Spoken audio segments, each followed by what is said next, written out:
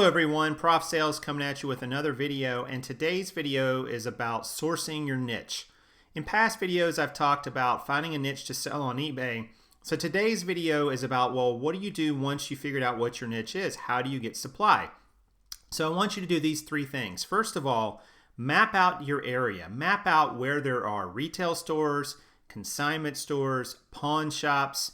Map out a estate sale and yard sale strategy given the week that you're in. Obviously that's going to change from week to week. And think about all the different locations where you can possibly find supply for the items you've decided to sell.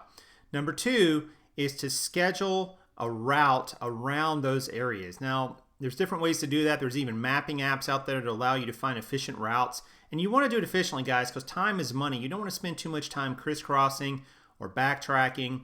You also want to make sure once you've hit a location, you don't hit it again for a while because you've already been to it and you've already seen what it has. You don't want to go to it twice and the next day or the next day after that necessarily.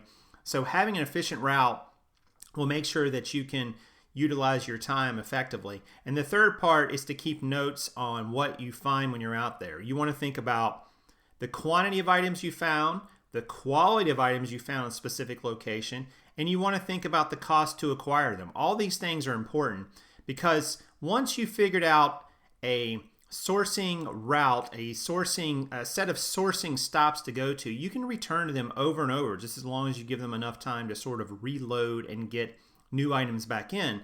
But you're not going to know how good they are unless you keep some records on them. It is a bit tedious to do, especially at first, but once you've done it for a while, it becomes second nature. And after you know your stores and locations, you won't need to do it as much because you'll have a firm grasp on where you should be going and spending your time and capital. So those are the three tips for sourcing your niche, and I hope that was helpful. And until next time, this is Prof Sales saying good sales to you.